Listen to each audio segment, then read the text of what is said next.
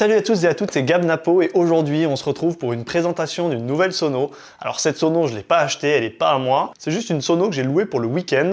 J'avais besoin d'une sono d'appoint pour un cocktail, pour un mariage qui a lieu ce week-end et donc je me suis dit je vais louer une sono et quitte à louer une sono, quitte à avoir une sono qui passe entre mes mains, je me suis dit que voilà, il fallait que je vous la montre. Donc cette sono c'est de la marque Audiophony et c'est le modèle Mojo 500 Liberty. Donc c'est une enceinte colonne sur batterie. Donc ce que je vous propose, c'est qu'on l'assemble tout de suite parce qu'il n'y a pas d'unboxing vu que c'est pas un matériel neuf. Donc juste avant qu'on passe au montage, je vous fais un rapide tour du décor. Donc si vous vouliez voir la face, la voici, donc Audiophony. Le socle, elle est assez lourde, hein. Je sais plus combien elle pèse. Je regarderai la notice juste après pour vous dire combien elle pèse. Voilà, donc pour faire un petit tour du propriétaire, bon évidemment une alim, rien de classique, un bouton on-off. Une sortie mix-out, donc quand vous voulez linker avec une autre enceinte. Une entrée XLR, une entrée mini jack, donc ça c'est tout ce qui est auxiliaire. Deux entrées, donc là les entrées 3, 4, 5, 6, donc qui peuvent être soit des entrées stéréo, soit des entrées mono, séparées. Et ensuite, vous avez deux entrées, soit jack 6.3, soit XLR. C'est les entrées, je sais plus comment on les appelle d'ailleurs, celles-là. Et là, ici, vous avez la possibilité de sélectionner le mode. Donc, si vous mettez en mode mic, si vous mettez en mode guitare, si vous mettez en mode line. Ça, c'est assez pratique parce que du coup, en fonction de ce que vous utilisez, vous pouvez le faire directement et comme ça, vous êtes directement bien paramétré. Donc, ensuite, regardez, si je l'allume, elle est sur batterie, donc on sait rapidement comment ça se passe. Ici, on a des voyants qui nous permettent de tout simplement voir où en est le niveau de batterie. Donc là on peut voir qu'elle est pleine. Ici donc vous avez le master volume et puis un indicateur qui dit là vous voyez c'était en violet juste avant. Et en gros quand c'est au niveau de la limite, ça s'allume en violet, donc ça c'est pas mal, c'est comme ça qu'ils affichent que le volume peut être trop fort. Ici vous avez des boutons donc IZ, donc ça c'est si vous jouez de la guitare par exemple, vous activez ce bouton pour avoir un meilleur paramétrage. Ici c'est soit pour sélectionner donc l'auxiliaire qu'on a vu tout à l'heure avec l'entrée mini jack ou RCA ou bien le Bluetooth. Si le bouton est appuyé, c'est en Bluetooth, on voit le bouton appuyé égale B, sinon c'est auxiliaire. Ici, c'est le bouton pour appareiller le Bluetooth. Et ensuite, en fonction des différents canaux, vous avez donc tous les différents volumes. Donc un volume pour le niveau de manière générale et un volume reverb. Donc en fonction de, vous pouvez l'activer et la désactiver, mais ensuite vous avez un paramétrage du volume. Et ici, vous avez donc un volume des basses fréquences et un volume des hautes fréquences, ce qui vous permet un peu, avec une petite table de mixage, de pouvoir un peu improviser et faire des petits réglages. Vous avez juste une enceinte à sortir, vous branchez votre instrument ou votre micro et finalement ça gère et la musique et la partie microphone, instrument, ce genre de choses. Donc c'est bien d'avoir une petite table de mixage sur un appareil comme celui-ci. Donc ensuite pour ce qui est de l'assemblage, on a deux parties comme ça. Alors j'ai l'impression qu'elles sont identiques, je n'ai pas l'impression qu'il y a un détrompeur. Ça, alors partie 1 et la partie 2, donc ça va en bas. Est-ce qu'il y a un détrompeur? Ça c'est quelque chose que je voulais regarder. Il y en a une qui est un tout petit peu plus haute que l'autre. Ça vous voyez, c'est un défaut vraiment pas terrible, c'est-à-dire que pour l'instant je vois pas de détrompeur, c'est-à-dire que potentiellement on pourrait brancher la une sur la 2. Évidemment, autant de ce côté-là c'est la même chose, autant forcément en haut il y a une différence parce qu'il y en a une qui va tout en haut. Donc c'est assez logique en soi.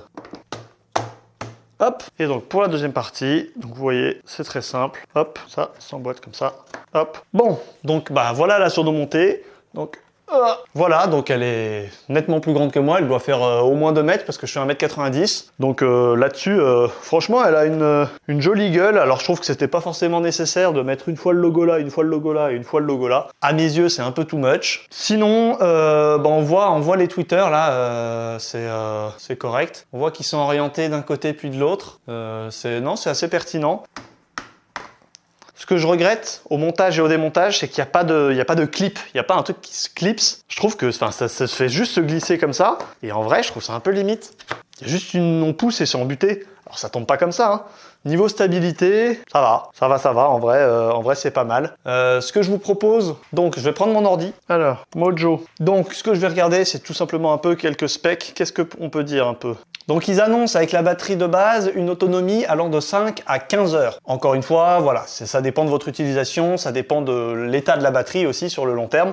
Mais en tout cas, c'est ce qu'ils annoncent au niveau. Elle est annoncée à 899 €, donc quasiment 900. Elle est considérée comme 100 watts RMS et 200 watts crête. C'est ce qui est vendu sur le papier. Après, on n'est jamais sûr, hein, vous savez, avec les données constructeurs, il faut toujours prendre un peu de recul. Donc niveau SPL, à savoir SPL c'est les décibels, c'est donc la pression acoustique. Et donc niveau pression acoustique, ils disent que ça peut monter à 116 décibels. À voir, 116, c'est à la fois beaucoup, enfin c'est beaucoup pour une enceinte comme ça. Peut-être qu'ils ont raison, nous verrons. J'essaierai demain. Donc la puissance de la colonne tout entière est annoncée à 250 watts RMS. Donc 100 watts RMS pour la partie colonne et 150 watts RMS pour la partie caisson de basse.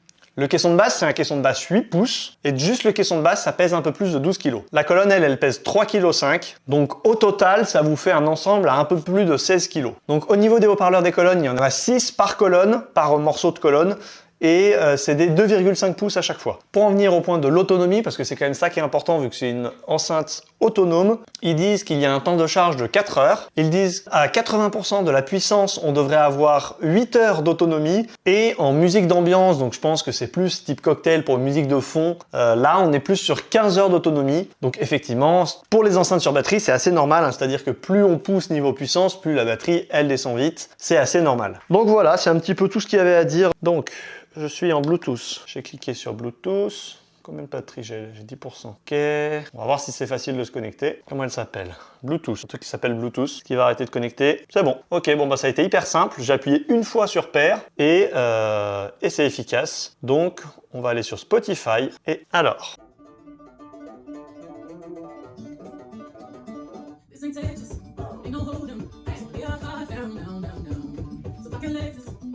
Regarde.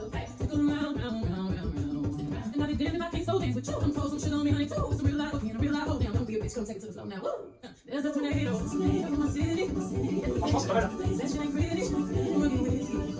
mal. C'est autre chose.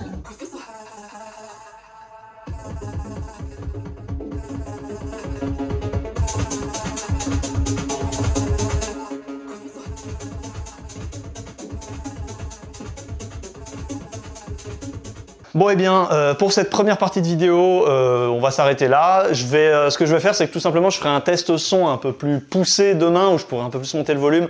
Là, je l'ai monté un tout petit peu et pas longtemps, parce que je suis dans un immeuble. Demain, je serai sur un lieu de mariage, donc vous pourrez faire un test son tranquille dans l'après-midi. En début d'après-midi, je serai tranquille, il n'y aura personne. Je pourrai faire mon test son tranquillement, je l'espère. En tout cas, à première vue, c'est quand même un bon produit. Je lui reproche un petit côté, moi ce que j'aime pas trop sur ce genre d'enceinte, c'est qu'elles sont très plastiques, c'est pas un plastique très bien fini, vous voyez. Franchement, ça me dérange pas qu'une enceinte soit plus lourde si elle est plus quali. Quand je prends les colonnes de la MAUI de LD System, elles sont incroyables, c'est-à-dire que quand tu les touches, tu sens la qualité. Et je préfère ça, je préfère que le truc soit un peu plus lourd, mais qu'il soit quali, qu'il soit... Voilà, tu sens au toucher que c'est costaud, que ça... Après, je sais que pour l'instant, enfin, je trouve que pour l'instant, au niveau des enceintes colonnes et même des enceintes batterie, je trouve qu'on a encore du mal. Je dirais que les meilleurs, c'est peut-être les Electro Voice, la série Iverse. Mais en tout cas, pour tout ce qui est enceinte colonne, je trouve que même même chez LD System, la MAUI 5 Go, elle a un effet plastique et vu qu'elle est en plein de morceaux, elle est pas très stable. Je trouve qu'il n'y a pas encore un produit excellent qui est sorti sur le marché par rapport aux enceintes colonnes sur batterie. Là, ça veut pas dire que c'est un mauvais produit, à mon avis, c'est un produit, je vous le dirai, de toute façon je vous ferai un point après le week-end pour vous dire un peu ce que j'en ai pensé, donc ce sera, pour vous c'est à la fin de cette vidéo. Mais globalement, voilà, je trouve que ces enceintes colonnes, il n'y a pas encore un producteur, il n'y a pas encore un constructeur qui nous a annoncé une bête d'enceinte colonne qui a une bonne batterie, qui a une bonne puissance. Alors je sais, on veut le beurre et l'argent du beurre, c'est-à-dire qu'on veut de la puissance, on veut de la qualité, et on aimerait en plus qu'elle soit légère. Non, personnellement, ça ne me dérange pas qu'elle soit un peu plus lourde si la qualité de finition, la qualité de fabrication, elle est top. Là, franchement, je sais que c'est pour alléger, mais... Enfin, pour moi, ça fait un peu cheap, quoi. Bon, le caisson est assez lourd, il fait quand même... C'est pas un plastique trop... C'est quand même un plastique assez rigide, assez solide. Mais... Je trouve au niveau de l'assemblage là, franchement c'est pas terrible quoi, c'est vraiment pas terrible. Ce genre d'enceinte, celle-là je l'ai louée pour un cocktail, donc ça va être un fond sonore et ensuite la gestion des discours. Je suis pas hyper inquiet par rapport à ça, mais voilà, c'est la partie qui est importante pour moi, donc ça va pas animer une piste de danse. De toute manière, une enceinte sur batterie pour animer une piste de danse, excepté une petite piste de danse, je sais pas, en dessous de 100 personnes, où là tu peux le faire avec certaines enceintes, mais sinon globalement pour l'instant il y a rien qui a été proposé pour faire correctement ça. Bon, et ben, suite de la vidéo. Bon, je viens de faire un... Bon, je peux pas vous le faire écouter là, mais je viens de faire un test son avec l'enceinte qui est juste là. Et franchement, bon après vous voyez c'est dans une grande pièce vide. Voilà à quoi ressemble la pièce.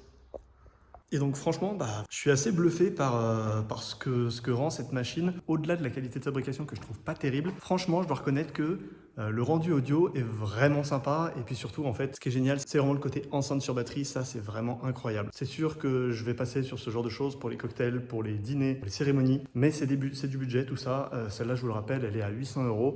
Là, je l'ai louée pour le week-end pour une 50aine d'euros. Mais clairement, voilà, c'est un investissement. Par contre, voilà, hyper rapide à installer, c'est quasiment automatique. Tu mets ton son en Bluetooth, voilà. Et ce qui est encore mieux, je suis pas sûr que celle-là le soit, mais c'est quand les enceintes peuvent se connecter en TWS. Donc en fait, tu en as deux, et les deux se connectent entre elles. Tu diffuses la même musique sans fil. Les deux enceintes sont sans fil, sur batterie. Enfin bref, un plaisir. En tout cas, je suis hyper satisfait de cette enceinte. Est-ce que je l'achèterai? Je sais pas. Mais en tout cas, je suis très heureux de la tester. Et si vous avez des questions, n'hésitez pas à me les poser dans les commentaires. Je vous ferai un retour par rapport à la prestation que j'ai faite avec. Et si vous avez des questions donc, qui sont plus précises, voilà, n'hésitez pas à me les poser. Et moi, je vous répondrai par rapport à cette enceinte, par rapport à mon expérience. C'est celle-là. Et alors, j'ai appris un truc, je vais vous le dire tout de suite, c'est que, en réalité, c'est pas une vraie enceinte. C'est-à-dire que vous voyez, quand je l'ai déballé l'autre fois, je vous l'ai dit, il y a 3 logos et je trouve ça bizarre. Et en fait, c'est parce que normalement, la barre du milieu, c'est juste une rehausse, ça veut dire qu'il n'y a pas de haut-parleur. Et le